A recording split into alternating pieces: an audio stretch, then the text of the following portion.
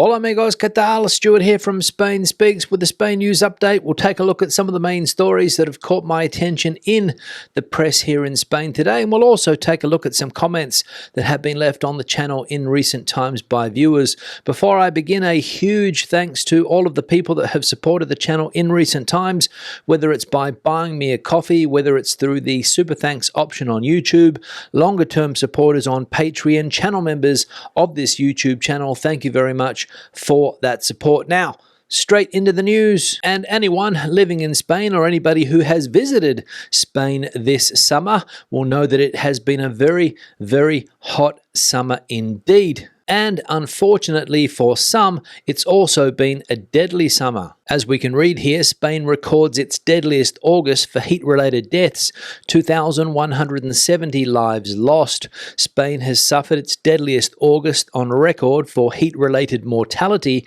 with 2,170 deaths attributed to extreme temperatures, according to the daily mortality monitoring system, MOMO. This marks a 68.9% rise compared to August 2024, when 1,271 deaths were recorded. In total, 3,630 people have died from heat in 2025 so far, placing this year on track to surpass 2022, which saw 4,690 fatalities. Individual tragedies include a 77-year-old man in Córdoba who died after walking in oppressive heat, and a 22-year-old worker in Jaén who collapsed while laboring outdoors. Women over 85 years old make up nearly 60% of the victims, reflecting longer female life expectancy. The Spanish Meteorological Agency, AEMET, reports this August's heatwave brought an unprecedented thermal anomaly of plus 4.6 degrees Celsius above reference values, surpassing the 2022 record of plus 4.5% Celsius. Experts warn this underscores the growing public health threat posed by intensifying climate extremes. So there we go, the reality of summer in Spain. Very, very hot, deadly hot, and as we saw there, the deadliest August on record as far as heat-related deaths are concerned, and close to 2,200 deaths. I'll say it again, 2,200 deaths attributed to extreme heat. Second piece of news now, and an update on the tourism industry here in Spain. As we know, Spain trying to break records this year, trying to get over that 100 million international tourist mark for the first time in the history of the country. And as we can read here, Spain sets tourist record in July, but growth slows sharply. Spain welcomed over 11 million foreign tourists in July for the first time in history, but growth slowed to just 1.6% compared to the same month in 2024, signaling a cooling of the sector. Hotel overnight stays rose only 1.8%, with significant declines from key source markets.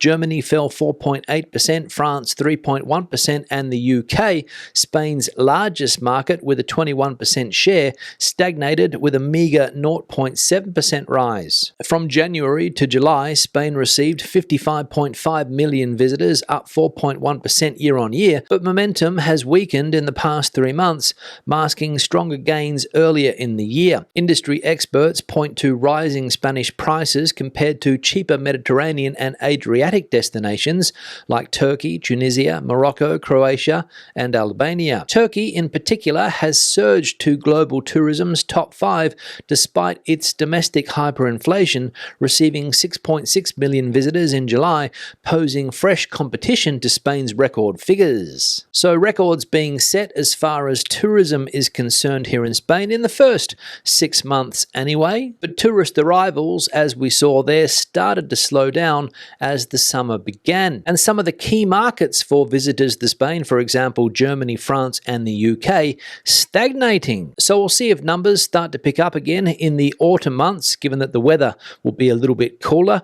I'm sure that some people have been put off coming to Spain this year because of those hot temperatures. temperatures, or maybe it's just because more people are saying goodbye to Spain for their holidays and heading to Turkey instead. Third piece of news now, and it is the 1st of September today, which means that kids here in Spain are going back to school very, very soon. And this year, schools in Spain are opening to record diversity, as 1 in 4 pupils are foreign in some provinces. Spain's schools reopened on Monday with over 8 million students returning to classrooms in what is set to be the most diverse academic year to date. Official figures show 1,125,860 foreign pupils enrolled, a 30% increase compared to 5 years ago. In 7 provinces, 1 in 4 primary school students in public schools now comes from abroad. This growing diversity has enriched classrooms and helped sustain schools at risk of closure due to falling birth rates, which have reduced enrollments by nearly 200,000 in the past 5 years. Without foreign students, the decline would have been 40% worse. However, educators warn that unequal distribution between public and semi-private schools, coupled with a lack of extra resources, is straining the public system. Language barriers, educational gaps, and socio-economic pressures such as rising housing costs are adding challenges that could undermine education quality.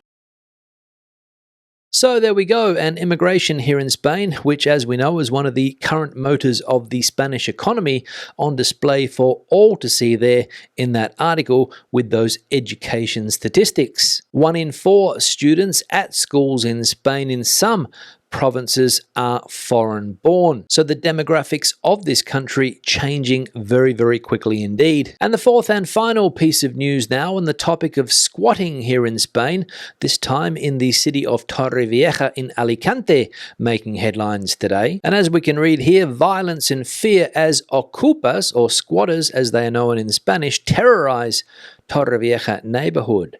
Residents of a housing estate in Torrevieja say they are abandoned by the state as they endure threats and violence from a group of squatters who occupied a home this summer using an allegedly falsified contract. The property belongs to a European couple not currently in Spain, but neighbors now live in fear of daily intimidation, vandalism, and utility cuts. One resident was attacked with a box cutter after being beaten by members of the group, who also threw furniture from a terrace. Despite being briefly detained, the alleged attacker was released within 48 hours, fueling anger and fear in the community. Neighbors describe the squatter as a mafia and worry they intend to occupy more homes. Security measures have been stepped up, including installing special anti-sabotage locks on water meters, but residents admit these precautions cannot prevent the squatters from illegally tapping electricity. So the residents of that housing estate in the city of Torrevieja on the Mediterranean coast down there in Alicante,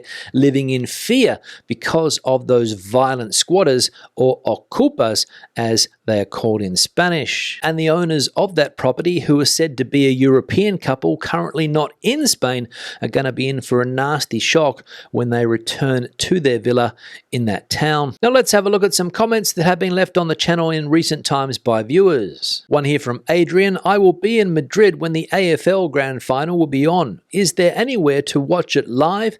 Cheers. Yeah, Adrian, thanks for the comment, and I'm only posting this comment because of a fellow Aussie's cry for help. He wants to watch the grand final, the game of the year, of course, if you are an Australian football supporter, and will be in Madrid on the day of that final. Well, Adrian is in luck. There are a couple of pubs that show the grand final. There's an Australian group or club here in Madrid called Good On Ya, and they organise an AFL event on the day. Look up that group on Instagram or Facebook, Good On Ya Madrid, and you'll see the details when they post about the grand final. So good luck, Adrian, and if your team is playing, I hope it wins. One here from Tom: summer has been hot in Spain for 1,000 years. Yeah, Tom, thanks for a comment, and one of numerous comments left on the channel after yesterday's video when I mentioned the climate crisis here in Spain. Lots of people don't want to hear those two words together in the same sentence, climate crisis. They also don't like hearing the words climate change, and they write comments like this one on the channel, that Spain has been hot for the last 1,000 years in the summer. And I imagine that the person that wrote that comment has experience and has been around for a long time and has been keeping records of the summers in this country. Doesn't want to listen to the experts on the topic, prefers to stick his head out the window every day and say, wow, another hot one here, love. One here from Rob. It's already been debunked that climate change causes the fires. Most are started by humans. Yeah, Rob, thanks for the comment, and you obviously went to Climate University with the last commenter that we saw, Tom, I think his name was. And I don't think anybody is blaming climate change for starting these fires, but it's the ferocity and intensity of the fires and the difficulties to put these fires out, the reasons why climate change gets mentioned every now and again. One here from Eddie. Wildfires dominated the news over the summer holidays and took the spotlight away from the political turmoil. How convenient for the holidaying politicians. Yeti, thanks for the comment, and you are right. The fires have been very, very convenient for some politicians, especially the ones that had their names plastered all over the front of the newspapers for months on end, until the fires, of course, started dominating the press. However, for some politicians, for example, the president of the autonomous community, Castilla y León, the fires have created problems that didn't exist for that person before. So convenient for some politicians here in Spain, inconvenient for others. And the final comment here from FRGV, yep, they make a good entree, tapa, or an improvised meal. Always have some stashed. By the way, there is a lot of variety. To try out everything, you'll need to make a lot of videos because those aren't made for abuse. Yeah, FRGV, thanks for the comment, and obviously referring to a video that I put out last week in which I tried some of the canned seafood snacks here in Spain, which were very, very tasty, I must say. And always a good idea, in my opinion, to have a few of these cans stashed in the pantry or cupboard just in case you want a nice snack. And you're right, plenty of variety when it comes to canned products here in Spain, and I am looking forward to trying more of this type of product in upcoming videos, so stay tuned for that. On that note, I'm going to wrap this video up. Questions and comments, please leave them in the section below. If you have anything to add to the conversation today, the comment section is for you. Give the video a thumbs up if you liked it, thumbs down if you didn't. Don't forget to subscribe to the channel and turn on notifications so that you never miss a video when I record it. Until the next one, hasta luego from Madrid.